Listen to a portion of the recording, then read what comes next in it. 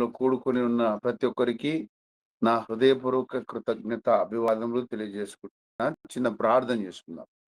పరిశుద్ధుడా, మా ప్రేమ గల తండ్రి, మహోన్నతుడా, సర్వాధికారి, మొదటగా నీ రక్త ప్రోక్షణ క్రిందకు వస్తున్న నన్ను మమ్మల్ని కడగండి. పులియ ఆత్మీయ జీవితం మాకు అనుగ్రహించమని, పరిశుద్ధ జీవితం పట్ల మాలో కాంక్ష పెంపారజేయమని, నీ శాసనములు ఎన్నింటికి తప్పిపోవు. దేవానీ మందిరం మనకు పరిశుద్ధతే అనుకూలమని నువ్వు చెప్పావు. అలా మమ్మల్ని పవిత్రీకరించండి, పావనపరచండి, శుద్ధీకరించండి.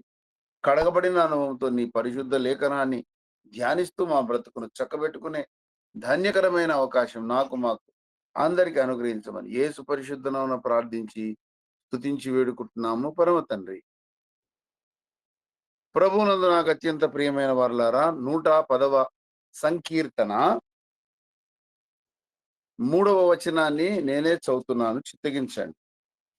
భక్త దావీదు చేత విరచితమైన 110వ కీర్తన 3వ వచనం.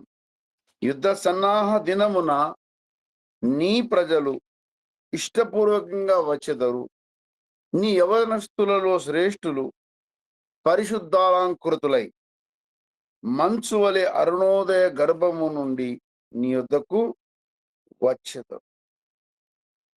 ప్రభువునందు నాకు అత్యంత ప్రియమైన దేవుని పరిశుద్ధ యవన శ్రేష్ఠ సమాజమా, ఇక్కడ ఒక మాట గమనార్హమైన అంశం ఏంటంటే,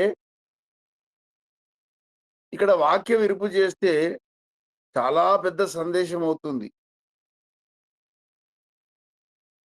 యుద్ధ సన్నాహ దినం అనేది ఒకటి ఉంది. ఆ యుద్ధ సన్నాహ దినమునకు నీ ప్రజలు అనేవారు కొందరు ఉన్నారు. అందరూ కాదు, కొంతమందే. నీ ప్రజలు అంటే అందులో సెలెక్టెడ్ అన్నమాట, అందరూ కాదు. తర్వాత నీ ప్రజలలో కూడా కొంతమంది ఇష్టపూర్వకంగా వస్తారట. అంటే అయిష్టంగా వచ్చేటోళ్ళు కూడా ఉంటారు. ఏదో ఫోన్లే వెళ్దాంలే అనే బ్యాచ్ అన్నమాట.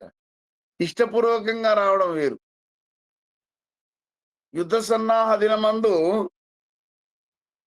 దేవుని ఉద్దేశం ఏంటంటే, దేవుని ప్రజలలో కొందరు ఇష్టపూర్వకంగా వచ్చేవారు ఉంటారు. జరగబోతున్న ఆధ్యాత్మిక యుద్ధానికి ముందస్తుగా దేవుడు చెబుతున్న మాట. Spiritual warfare. దేవుని పక్షంగా సంఘము యుద్ధము చేయుట, సంఘము పక్షంగా దేవుడు యుద్ధం చేయుట, ఇదొక చాలా అద్భుతమైన కమనీయమైన దృశ్యం. మనం పాడుకుంటాం, నీ ప్రజల పక్షముగా యుద్ధములు చేసిన దేవా. దేవుడు మన పక్షంగా యుద్ధం చేస్తాడు కానీ క్రీస్తు సంఘము దేవుని పక్షం కూడా యుద్ధం చెయ్యాలి. అదొక అదొక సబ్జెక్ట్ అన్నమాట. ప్రకటన 17వ అధ్యాయంలో 13వ వచనంలో మనం చూస్తాం, వీరు ఏకాభిప్రాయము గలవారై తమ బలమును అధికారమును ఆ మృగమునకు అప్పగింతురు. ఎవరి అంటే దశరాజ్య కూటమి యొక్క ప్రస్తావన. 14వ వచనంలో వీరు గొర్రెపిల్లతో యుద్ధము చేతురు గాని గొర్రెపిల్ల ప్రభువునకు ప్రభువును రాజులకు రాజై ఉన్నందున తనతో కూడా ఉండిన వారు, పిలువబడిన వారు, ఏర్పరచబడిన వారు, నమ్మకమైన వారు అయి ఉన్నందున ఆయన ఈ రాజులను 10 రాజులను జయించును. అంటే యేసుపక్షంగా కొంతమంది ఉంటారట. ఎవరు అంటే పిలువబడిన వారు, తర్వాత రెండవది ఏర్పరచబడిన వారు, మూడవది నమ్మకమైన వారు. ఇలా దేవుని పక్షంగా యుద్ధము చేయడానికి అందరూ సిద్ధంగా ఉండారు. కంటెండింగ్ అంటారు, యుద్ధము చేయుట, పోరాటము. క్రైస్తవ సమాజములో ఒక సంఘములో అందరూ సైనికులు ఉండరు. బలమైన విశ్వాసులు ఉంటారు, ప్రార్థనా పరులు ఉంటారు. కానీ యుద్ధము చేయుట అనేది అందరి వల్ల కాదు. ఏవండి? భక్తులందరూ యుద్ధం చేశారు సమస్యలతో. ఆ సమస్యలకు ఎదిరీది యుద్ధం చేశారు. నా చేతులకు, నా వ్రేళ్లకు పోరాటము నేర్పిన ప్రభువా అని ప్రార్థన చేశారు. కనుక యుద్ధము యెహోవాది, కానీ విజయము భక్తులది. కనుక ఇక్కడ యుద్ధ సన్నాహ దినము అనే ప్రస్తావన గమనార్హం. ఒక యుద్ధం జరుగుతుంది. ఆ యుద్ధంలో ఎవరు కావాలి అంటే ఇష్టపూర్వకంగా వచ్చే దేవుని ప్రజలు, అందులో ప్రత్యేకంగా నీ యవనస్తులలో శ్రేష్ఠులు అన్నాడు. ఈ మాట గమనార్హం. యవనస్తులలో శ్రేష్ఠులు, శ్రేష్ఠత,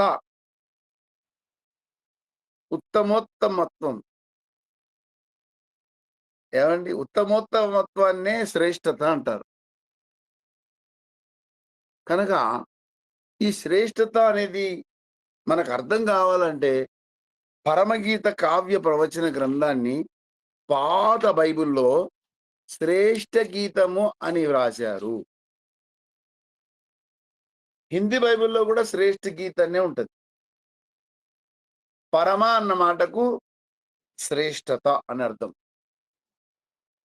ఆంధ్ర క్రైస్తవ కీర్తనలో నేనివాడనై ఉండగోరెదని యేసు ప్రియ రక్షక. ఈ పాట చాలా మంది పాడతారో పాడరో తెలియదు కానీ ఇట్స్ అ వండర్ఫుల్ సాంగ్. మనం అన్ని పాటలు పాడుకోవాలి. బాప్టిస్ట్ గీతాలను, బ్రదర్ అండ్ ఫెలోషిప్ గీతాలను, సియోను గీతాలను, హెబ్రోన్ గీతాలను, ఉజ్జీవ కీర్తన అంటే పెంతెకొస్తు. ఇలా అన్ని సంఘాల పాటలు పాడుకోవాలి. సో ఆంధ్ర క్రైస్తవ కీర్తనలు Methodist, Baptist, Mennonite, traditional Anglican churches అన్ని పాడుకుంటాయి. అందులో ఈ పాట నేని వాడనై ఉండగోరెదన్ యేసు ప్రియ రక్షక అనే పాట ఒక ఇంగ్లీష్ సామిస్ట్ రాశాడు. దాన్ని తెలుగులో అనువదించారు చార్లెస్ కింగింగ్సర్ అనే పేరు. అందులో ఏముంటదంటే, నీవు చూపు ప్రేమాతిశయము ఇహబుద్ధి కందదు ఆయన రాసిన పాట. నీవు చూపు ప్రేమాయము ఇహ బుద్ధి కందాదు. ఇహ బుద్ధికి అందదట దేవుని ప్రేమ. పరమందున దాని శ్రేష్టత నేనను భావించేదన్. అంటే పరలోకమందున్నవన్నీ కూడా శ్రేష్ఠ సంగతులే. భూమి మీద ఉన్నాయి అధమమైనవి. భూ సంబంధమైనవన్నింటి అధమమైనవి. పర సంబంధమైనవన్నీ కూడా శ్రేష్టమైనవి. అందుకే పరమగీతము అంటే శ్రేష్ఠ గీతం అని అర్థం. ఎంత అద్భుతమైన వర్ణన తెలుగులో. అదే ఇంగ్లీష్లో సాంగ్ ఆఫ్ సాల్మన్ అని ఉంటుంది. అంత అంత ఇంపాక్టిఫైడ్ సెంటెన్స్ కాదు అది. ఎందుకో జనాలకు ఇంగ్లీష్ అంటే క్రేజ్. కానీ తెలుగులో ఉన్నటువంటి ఆ ఇంపాక్ట్, ఆ వాంగ్మయ పరిమళ పరిధి చాలా విస్తారమైంది. శ్రేష్ఠ గీతము అన్నాడు. ఏంటా శ్రేష్ఠత అంటే చెబుతున్నాడు పరమగీతములలో. పరమగీతము మొదటి అధ్యాయం మొదటి వచనంలో సొలొమోను రచించిన శ్రేష్ఠ గీతం ఏంటట? నోటి ముద్దులతో అతడు నన్ను. వండర్ఫుల్. ఎవరిని ముద్దు పెట్టుకుంటున్నారు? ఆ పరమ వైద్యుడైన, పరమ వధువైన ఆ దేవకుమారుడు, దేవతనయుడు, యేసునాథుడు, జనితైక కుమారుడు ఏం చేస్తున్నాడు? తనకు కాబోయే వధువును, తన ప్రియురాల్ని ఏం చేస్తున్నాడట? ముద్దు పెట్టుకుంటున్నాడట. It's wonderful. అదొక దైవికమైన ప్రణయ కోణం. ఆ దైవికమైన ప్రణయ కోణాన్ని చాలా మంది మరి సేవకులు సంఘాలలో బోధించలేకపోతున్నారు. ఎందుకంటే ఏమన్నా కొంపదీసి ఏమన్నా రాంగ్ వ్యాఖ్యానం వస్తుందని భయం. అలా గాదు. ఏవండీ? దేవుడు తన నోటి ముద్దులతో భక్తజన సమాజమును ఈరోజు మూలవాక్యము సాగర్ బాబు ఈరోజు పోస్టర్ ఎవరు చేశారు నాయనా? ఏం వర్డ్ పెట్టావు?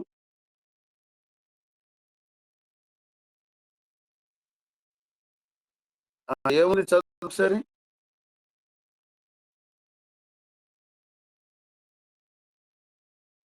చదువు నాయన.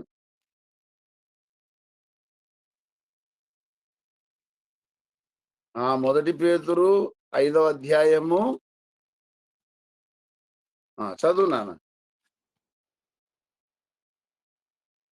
13 బబులోను మీ వలె ఏర్పరచబడిన ఆమెయు నా కుమారుడైన మార్కును మీకు వందనములు చెప్పుచున్నారు. ప్రేమగల ముద్దుతో ఒకనికొకడు వందనములు.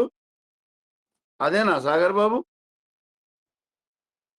మరి నువ్వు ముద్దని రాస్తే నాకు ప్రసంగంలో దేవుడు ముద్దును తెచ్చిపెట్టాడు. కనుక దేవుడు భక్తజన సమాజాన్ని ఏం చేస్తాడట? నోటి ముద్దులతో ముద్దు పెట్టుకుంటాడట. అవునండి, నోటి ముద్దులతో ముద్దు పెట్టుకోవడము అభ్యంతర కారణం కాదు. దైవజనులు కూడా రాశారు, నీ పద చుంబన భాగ్యములే నిచో, నీ పద చుంబన భాగ్యములే నిచో, దరదన ఘనతలు తృణమే గదయ్యా, నన్ను గని నీవా నందిల్చనిచో, విశ్వపు సింహ తనమే చేదు.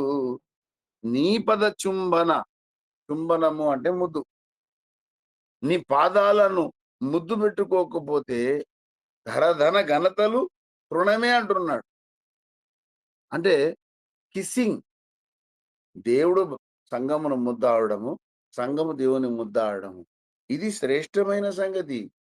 అధమమైన ఆలోచన పరులకు ఇది అర్థం కాదు. భూ సంబంధులకి ఇది సమది కాదు, అర్థం కాదు. ఎందుకంటే ఇక్కడ ఉండదు కదా. శూన్య మస్తిష్కం ఉన్నోనికి ఏమర్థం అవుతుంది? దైవికమైన అంశాలను, పర సంబంధమైన శ్రేష్ఠ సంగతులను వీరు వివేచింపజాలని దుస్థితిలో ఉంటారు. కనుక నీ యవనస్తులలో శ్రేష్ఠులు అంటే కొంత శ్రేష్టత్వం రావాలి యవనస్తులకు. యూత్ ఆఫెన్గా కాలేజీకి పోయినప్పుడు లోక ప్రేమలో పడిపోతారు. ఎవరో ఒకరు దొరుకుతారు. చాలా మంది రెడీ ఉంటారు అద్దెకు అన్నట్టుగా. ఎవరినొకరిని చూసి మనసు పడతారు. అదొక మాయాజాలం. అందులో పోయి పిచ్చోడైపోయి ఇక వాడు ఏం అర్థం కాకుండా జగమే మాయా బ్రతుకే లోయ అన్నట్టుగా తయారైపోతుంది. అరే, యేసు ప్రేమలో పడడం సంఘాలలో నేర్పాలి. యేసును మనస్ఫూర్తిగా ప్రేమించడము సంఘ విశ్వాసులు నేర్చుకోవాలి. కనుక శ్రేష్టమైన సంగతులలో చాలా విషయాలున్నాయి పరమగీతములలో. దేవుని నోటి ముద్దులు ఆ చుంబన ధన్యత కలిగిన వారుగా ఉంటే గాని వీడు శ్రేష్టమైన యవన శ్రేష్ఠుడు కాజాలడు. నంబర్ 1. ఇంకోటి ఏమన్నాడు చూడండి, 3వ వచనం, పరమగీతము 1వ అధ్యాయం 3వ వచనం. నీవు పూసుకొను పరిమళ తైలము సువాసన గలది. ఏంటట పరిమళ తైలం అన్నాడు? ఆ పరిమళ తైలమును 13వ వచనంలో చెప్తున్నాడు. నా ప్రియుడు నా రొమ్మున నుండి గోపరసమంత సువాసన. ఇక్కడ గోపరసం అనే మాట వ్రాయబడింది. అయితే గోపరసము అంటే దీన్ని ఎలా వ్యాఖ్యానించాలి? ఇదొక చాలా డీపర్. దీన్ని బిబ్లికల్ ట్రూత్ లో ఏమంటారంటే అపథకేరి. ఏమంటారు? అపథకేరి. ఏంటబ్బా! పాస్టర్ గారు కొత్త కొత్తయి చేస్తున్నారంటే కొత్తయేం లేవు. బైబిల్‌లో ఉన్న సంగతులే చెప్తున్నా నేను. ఏవండీ? బైబిల్‌లో ఉన్న సంగతులనే మీకు పరిచయం చేస్తున్నాను. అపతకేరి అనే సంగతి నిర్గమకాండం 30వ అధ్యాయంలో మనకు కనబడుతది. నిర్గమకాండము 30 అధ్యాయము 30 25వ వచనం చదువుతున్నాను. చిత్తగించండి. వాటిని ప్రతిష్ఠాభిషేక తైలము అనగా సుగంధ ద్రవ్య మేలకుని. ఇక్కడ ఒక ఆయన ఉన్నాడు సుగంధ ద్రవ్య మేలకుడు. సుగంధ ద్రవ్య మేలకుడు ఎవరో తెలుసా? దేవుని పరిశుద్ధాత్మ పేరే సుగంధ ద్రవ్య మేలకుడు. ఆయన దగ్గర చాలా రకాల పరిమళ సంభారములు ఉంటాయి. అక్కడ చెప్పాడు కొన్ని. ఏంటట? సుగంధ ద్రవ్య మేలకుని పని అయిన పరిమళ సంభారముగా చేయవలెను. అది ప్రతిష్ఠాభిషేక తైలమగును. అంటే హోలీ అనాయింట్‌మెంట్ ఆయిల్. ఏమన్నాడు? అక్కడ కొన్ని ఉపకరణముల గురించి మాట్లాడతాడు. 24లో 22 నుండి చదవండి. 23 నుండి చదువుదాం. అచ్చమైన గోపరసము, సుగంధముల గల లంగి పట్ట సగము, నిమ్మగడ్డి నూనె. ఆ! ఆ! ఇక్కడ చూసారా? ఇయన్నీ గూడా అభిషేకానికి ఒక సాదృశ్యమైన పదాలు. అల్లగోరికల్ లాంగ్వేజ్ అంటారు. యౌగికార్థముతో వ్రాయబడిన బిబ్లికల్ లాంగ్వేజ్. ఇది అంత ఈజీగా అర్థం గాదు. ఆ దేవుని ఆత్మ తోడై ఉంటే గాని దీన్ని మనం ధ్యానం చేయలేం. సో, సుగంధ ద్రవ్య మేలకుని చెలిమి జేయాలా? దేవకుమారుని నోటి ముద్దులు అనుభవించాలి. 2 యూత్ ఏం జేయాలట? దేవకుమారుని నోటి ముద్దుల అనుభవంలోకి వెళ్ళాలి. నంబర్ 2 పరిమళ ద్రవ్య మేలకుని పరిమళ సంభారము పోయడానికి అనుకూలమైన ఆత్మీయత కలిగి ఉండాలి. చాలా రకాల షేడ్స్ ఉంటాయి అనాయింట్‌మెంట్‌లో. హస్త నిక్షేపణం చేస్తుంటారు పెద్దలు. అందులో చాలా రకాల హస్త నిక్షేపణలుంటాయి. జబ్బు పోవడానికొకటి, కృంగిన వారిని ఆదరించడానికొకటి. ఏవండీ? ఎమోషనల్ ఎమోషనాలిటీ డౌన్ అయినప్పుడు అతన్ని భావుకత పెరగడానికి చేయబెట్టడం ఒకటి. పారమర్శిక హస్త నిక్షేపణ ఒకటి. ప్రార్థన కోసమైన అభిషేకం ఒకటి. వాక్య ధ్యానం కోసరమైన అభిషేకం ఒకటి. ఇట్లా రకరకాల అందులో కాంట్రాస్ట్‌లుంటాయి. ఇందులో అభిషేకాలు చాలా రకాలుంటాయి. అంటే యవ్వన శ్రేష్ఠుడు కావాలంటే పరిమళ మేల ద్రవ్యకుని యొక్క అభిషేక సంభారము క్రిందికి యవ్వనుడు రావాలి. యవ్వనుడు రాను నేను పాటలు పాడతాను, డాన్స్ చేస్తానంటే నువ్వు శ్రేష్టమైన యవ్వన శ్రేష్ఠుడివి కాజాలవు. నువ్వు యవ్వనునివిగా ఉంటావు.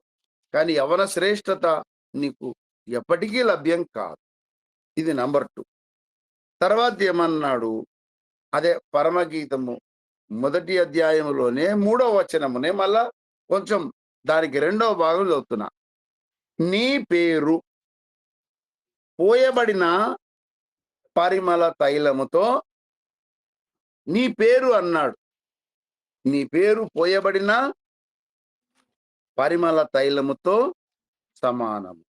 పేరు అనగానే సామెతల గ్రంథము 22వ అధ్యాయం చూద్దాం. సామెతల గ్రంథము Proverbs are written to guide your verbal life. నీ ప్రవర్తనను నిర్దేశించేవే సామెతలు. 22వ అధ్యాయం మొదటి వచనం. గొప్ప ఐశ్వర్యము కంటే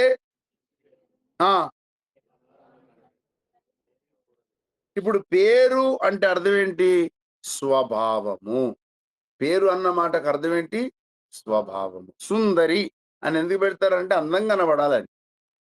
వినయ్ అని ఎందుకు పెడతారంటే వినయ విధేయతలతో అతడు జీవించాలి. తర్వాత మరి చాలా పేర్లుంటాయి. ఇప్పుడు సమూయేల్ అన్న మాటకు బిబ్లికల్ అర్థం ఏందంటే, యెహోవా స్వరము విన్నాడు. ఏలీయా అన్న మాటకు అర్థం ఏందంటే, యెహోవాయే దేవుడని అర్థం. మోషే అంటే నీటిలో నుండి తీయబడ్డాడు. నీటిలో నుండి తీయబడ్డాడు గనుకనే ఐగుప్తులో నుండి జనమును తీశాడు. ఇది పేరుకు దగ్గ సార్థక మరి నామధేయము కలిగిన ఆత్మీయత. కనుక ప్రకాష్ అంటే ఎప్పటికి వెలుగుతూ ఉండాలి. అంతేగాని గుడ్డి దీపంలాగా మినుకు మినుకుమనే పరిస్థితి ఉండకూడదు. కనుక ఒకసారి ఒక పాస్టర్ గారు ఒక అమ్మొచ్చి బాప్టిజం ఇయ్యండి పాస్టర్ గారు అంటే, పాస్టర్ గారు బాప్టిజం ఇచ్చిరట. ఈమె ఎప్పుడు సంఘంలో పడుకునేదట. ఎప్పుడు వాకింగ్ చెప్పినా ఈ ఈ విశ్వాసి మంచిగా ఈ మహిళా మూర్తి మంచిగా నిద్రపోయేదనమాట. మొత్తానికి అయ్యగారి చేత బాప్టిజం పొందింది. పొందిన తర్వాత, "అయ్యా నా పేరు మార్చండి" అన్నదట. "ఇప్పుడు నీ పేరేంటమ్మా" అంటే సుజాత అని. ఓహో! అయితే ఎప్పుడు పడుకుంటావు గదా! సుజాత అని పెట్టుకో అన్నాడట. కనుక ఏవండి పేరుకు తగ్గట్టుగా అందుకే అన్నాడు పరమగీత కావ్య ప్రవచన గ్రంథములో, "నీ పేరు పోయబడిన పరిమళ తైలముతో" అంటే మంచి పేరుండాలి. నీ స్వభావము రంగరించబడాలి. సంఘానికొచ్చిన వాడు తన స్వభావం మార్చుకోకపోతే, ఆ సంఘములో ఉండి గూడా వ్యర్థమే. ఆ సంఘం దేవునికి ఎప్పటికీ ఇష్టంగా ఉండదు. God doesn't like that a church. అందుకే ఒక మాట అన్నాడు ప్రభువు. దినవృత్తాంతముల గ్రంథములో ప్రభువైన దేవుడు ఒక చక్కటి మాట రాయించి పెట్టాడు. ఆ మాట చాలా గమనార్హమైన అంశం. రెండవ దినవృత్తాంతముల గ్రంథము దయచేసి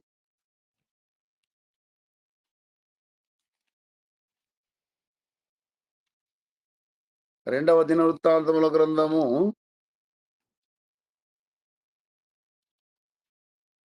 6వ అధ్యాయం.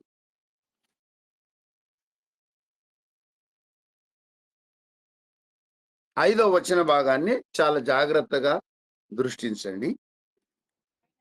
ఆయన సెలవిచ్చినదేమనగా, నేను ఐగుప్తులో నుండి రప్పించిన దినము మొదలుకొని ఆ! ఆ! ఏ పట్టణమునైనను ఇప్పుడు మందిరములో ఏముండాలంటున్నాడు దేవుడు? ఆయన నామం. నామం అంటే ఏంటి? నిర్గమాకాండములో 33వ అధ్యాయము 18వ వచనంలో వ్రాయబడిన మాటను దృష్టిద్దాం. నిర్గమ 33:18. అతడు దయచేసి నీ మహిమను నాకు చూపుమనగా ఆయన నా మంచితనమంతయు నీ ఎదుట కనపరచెదను. యెహోవా అను నా నామము. అసలు నామము అంటే స్వభావం అని అర్థం. పేరు అన్నా గాని స్వభావం అని అర్థం. కనుక దైవిక స్వభావం మనలో లేకపోతే మనం 30 సంవత్సరాలు కాదు, 70 సంవత్సరాలు మందిరానికి పోయినా there is no use at all. కనుక ప్రభునందు నాకు అత్యంత ప్రియమైన వారలారా, ఏ పేరుందో మనకు, ఆ పేరును సార్థకతగా మనము దేవుని సన్నిధిలో మోకరించి అడగాలి. ఇప్పుడు నా పేరు అరుణ్ కుమార్. మరి నాకు తెలియకుండా తల్లిదండ్రులు పెట్టారు. ఏంటి నా పేరు అర్థమైంది అంటే, నేను సెర్చ్ చేసినప్పుడు నాకు అర్థమైంది ఏందంటే, సూర్యుని సూర్యుని రథాన్ని నడిపే వాని పేరు అనూరుడు. సూర్యుని రథాన్ని నడిపే ఒక వ్యక్తి పేరేందంటే అనూరుడు. ఈ అనూరుడు కాస్త రాను రాను అరుణుడయిపోయాడు. అనూరుడేమైపోయాడు? అరుణుడయిపోయాడు. అంటే మరి సూర్యుడేమో జగజ్జేయమానంగా, దేదీప్యమానంగా వెలుగొందుతుంటాడు. ముందు నడిపే ఈ రథ సారథి ఎట్లుండాలి మరి? చీకటి చీకటిగా ఉండాలనా? మబ్బు మొఖంగా ఉండాలా? నూనె ముంతకాయలాగా ఉండాలనా? ఇతడు కూడా ఫ్రెష్‌గా ఉండాలి. కనుక పేరేందంటే వెలుగుమయమైన ఆత్మీయత. అరుణ్ అంటే అర్థం ఏంటంటే వెలిగింపబడే తత్వం ఉండాలి. కనుక నేను నిరంతరం పడుతుంటాను. అప్పుడప్పుడు పడిపోతుంటాం, లేస్తుంటాం, అది వేరే విషయం. పెద్ద భక్తులమని కాదు మనం. ఏవండీ? అప్పుడప్పుడు బలహీన పడిపోతుంటాం. అప్పుడప్పుడు నీరస పడిపోతుంటాం. అప్పుడప్పుడు చాలా రకాలుగా మరి ఆదరణ పొందాల్సిన పరిస్థితిలో ఉంటుంటాం. కానీ ఎప్పుడు కూడా ఆరిపోని ఆత్మీయత కోసం తాపత్రయపడాలి గదా! వెలుగు తగ్గొద్దు గదా! అనేది. సో, ఏ పేరు కలిగి ఎవరున్నారో నాకైతే తెలీదు గానీ, ఇప్పుడు సాగర్ అనే బాబున్నాడు. మరి ప్రేమ సాగరం ఉండాలి. కరుణా సాగరం ఉండాలి. అలాగే దయాసాగరంగా ఉండాలి. స్వభావమే సముద్రంలాగా ఉండాలి. అనేది ఇక్కడ మరి శ్రేష్ఠత్వం కోసం మాట్లాడుతున్నా నేను. పేరు అన్నాడు. ఇక ఇట్లా దీన్ని ఒకదాన్ని ఒకదానికి లింక్ చేస్తే చాలా పెద్ద సబ్జెక్ట్ అవుతుంది. అని ఒక మాట ఇక లాస్ట్‌గా నేను ఎక్కువసేపు మిమ్మల్ని విసిగించను. పరమగీత కావ్య ప్రవచన గ్రంథంలో 6వ వచనం చూద్దాం. మొదటి అధ్యాయం 6వ వచనం. నల్లని దాననని నన్ను ఎందుకు నల్లని అయిందంటే నేను ఎండ తగలాలంటే యవన శ్రేష్ఠులకు మరి దైవజనులు మనందరి ఆత్మీయ తండ్రి యవన కాలమందు ఉన్నప్పుడు రాసిన పాట ఒకటి ఉంది. ఎండమా ఎండిన ఎడారి వీచెవడగాలి ఎండిన ఎడారి వీచెవడగాలి. ఎండ అంటే దేవుని చేతిలో మరి నలపబడే ఆ వేసవి కాలమునే శ్రమల కాలమునే ఎండ అంటారు. నేను ఎండ తగిలిన దానను కనుక సిలువ ఎండాకాలం అంటే సిలువ మోసే కాలం. వర్షకాలం అంటే అభిషేకం పొందే కాలం. కనుక చలికాలం అంటే వెట్టగలగడానికి తాపత్రయపడే కాలం. సో, ఇక్కడ యవన శ్రేష్ఠులు అనే మాటను దీనికి ఒకవేళ ఇంప్లై చేస్తే, అనువర్తనం చేస్తే, ఇగో ఇంత సబ్జెక్ట్ ఉంటది. ఇది కొన్ని నెలల పాటు మనం ధ్యానం చేసినా తరగని మరి ధనముల మూట. కనుక యవన శ్రేష్ఠులందరూ ఉన్నారని, యవన శ్రేష్ఠులకు అవసరమైన సందేశము ఇవ్వాలని నేను వచ్చి కూర్చున్నప్పుడు నేను వేరే యాంగిల్‌లో ఆలోచిస్తున్నా. యాక్చువల్ హానెస్ట్‌గా మాట్లాడతాను నేను. తుయతైర సంఘం గురించి మాట్లాడదాం అనుకున్నా. కానీ దేవుడు మొట్టికాయేశాడు. దేవుని ఆలోచన వేరు. మన ఆలోచన వేరు. దేవుడు సడెన్‌గా ఇక్కడికి అప్పటికప్పుడు నా చెవి పట్టుకొని దేవుడు ఇటు ట్యూన్ చేశాడు. ఏం చెప్పాలో నాకు కూడా తెలీదు. దేవుడు చెవి పట్టుకున్నాడు. చెవి పట్టుకొని మెలికబెట్టినప్పుడు నోరు తెరవబడ్డది. అబ్బా! అని నేను అనలేదు. ప్రసంగం వచ్చింది. దేవుడు చెవి పట్టుకొని మెలివేస్తే నా నోట దేవుని మాట వెలువడుతుంది. కనుక మీకు నా చెవి పట్టుకున్న దేవుని హస్తం కనబడట్లేదు. కానీ నేను అనుభూతి చెందుతున్నా. కుమారుడా అని ఇట్లా పట్టుకున్నాడు. అది ఆరోగ్యమైన టచ్ అన్నమాట. కనుక శ్రేష్ఠత సాధించాలి యవ్వనులు. సంఘములో ఉన్న యవ్వనస్తులందరూ కూడా శ్రేష్టమైన తత్వమునకు సిద్ధపడాలి. ఎందుకంటే రాకడకు ఉండవలసిన లక్షణాల్లో ఒక లక్షణం పేరే శ్రేష్టత్వము. యవ్వన శ్రేష్ఠులు అన్నాడు. నీ యవనస్తులలో శ్రేష్ఠులు పరిశుద్ధాలంకృతులై మంచు వలె అరుణోదయ గర్భము అంటే రాకడ. యేసునాథుని యొక్క రాకడను అరుణోదయంతో పోల్చారు. యెషయా ప్రవచన గ్రంథము 8వ అధ్యాయములో మరి యెషయా భక్తుడు ఆ మాట రాశాడు, మనకు తెలుసు ఇదంతా. 20వ వచనం. ధర్మశాస్త్రమును ప్రమాణ వాక్యమును విచారించుడి. ఈ వాక్య ప్రకారము వారు బోధించని ఎడల వారికి అరుణోదయం అరుణోదయము కలుగదు. అంటే అరుణోదయం అంటే లూకాసు వార్తలో మనందరికీ తెలుసు. లూకాసు వార్తలో యేసునాథుని మొదటి రాకడను కూడా అరుణోదయంతోటే పోల్చారు. మరియును సమాధాన సరణిలో మనమిక నడువా చీకటిలో మరణ ఛాయల్లో ఉండిన వారికి అరుణోదయ దర్శనమిచ్చే. లూకా 1 అధ్యాయం 79 చాలా పెద్దది. మన పాదములను సమాధాన మార్గములు నడిపించినట్లు చీకటిలోను మరణఛాయలను కూర్చుండే వారికి వెలిగిచ్చుటకై ఆ మహావాత్సల్యమును బట్టి పైనుండి మనకు అరుణోదయ దర్శనము. యేసు మొదటి రాకడ అరుణోదయ దర్శనమే. యేసే రెండవ రాకడ కూడా అరుణోదయ దర్శనం. యవన శ్రేష్ఠ సమాజమును సంఘమంతా కూడా అరుణోదయ దర్శనాని కోసం సన్నద్ధం చేయాలి. ఇది అసలైన యవనులకు అవసరమైన అసలైన సబ్జెక్టు. యవనుడా అని బాల్యమును బట్టి వాక్యమును చదువుకో ఇవన్నీ కాదు. అసలు యవనుడు అంటే యేసు రాకడ కోసం సిద్ధపడి ఆ శ్రేష్ఠ లక్షణాలతో ఎదురు చూచేవాడని అర్థం. కనుక ఈ శ్రేష్ఠ లక్షణాలు మరి కేవలము కాపరి బాధ్యతే కాదు. సంఘ విశ్వాసులందరి బాధ్యత, సంఘ పెద్దలందరి బాధ్యత, సువార్థికుల బాధ్యత, మిషనరీల బాధ్యత, అందరి బాధ్యత. ఇది సంఘం యొక్క సమిష్టి బాధ్యత. ఒక యవనుడు శ్రేష్ఠుడు కాలేకపోయిందంటే దేవుడు సేవకుణ్ణి ఇలా మాత్రమే అడగడు, సంఘాన్ని కూడా దేవుడు అడుగుతాడు. శ్రేష్ఠ సమాజమును మీరెందుకు తయారు చేయలేకపోయారు దేవుడు అడుగుతాడు, లెక్క అడుగుతాడు.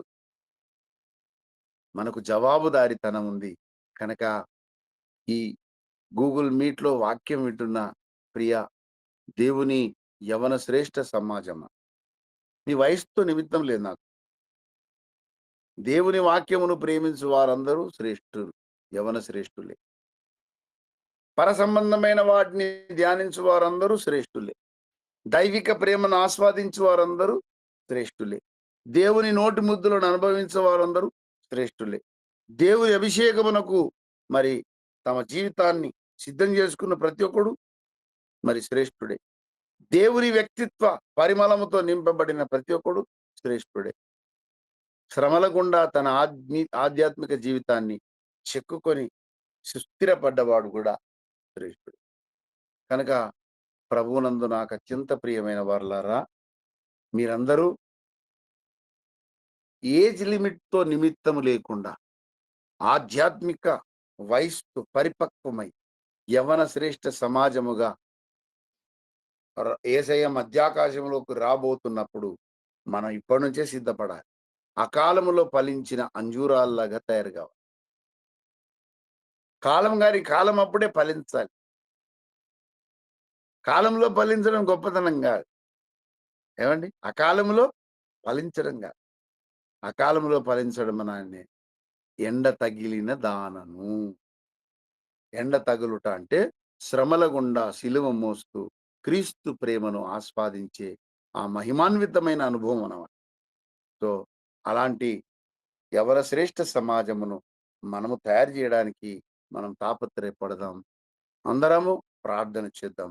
నాకు ఇచ్చిన కొద్ది సమయాన్ని బట్టి మరి సాగర్ బాబుకి, ఇందులో వాక్యం వింటున్న ప్రతి ఒక్కరికి హృదయపూర్వక కృతజ్ఞతాభివాదములను చెల్లించుకుంటూ నేను మరి మీ అందరి సమక్షంలో మీ అనుమతితో విరమించడానికి ఇష్టపడుతున్నాను. Thank you one and all. God bless you.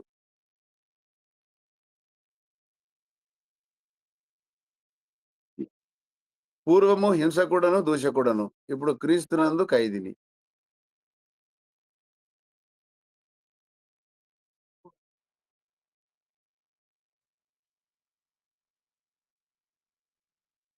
అయితే అదంతా కాదు బాబు. ఒకప్పుడు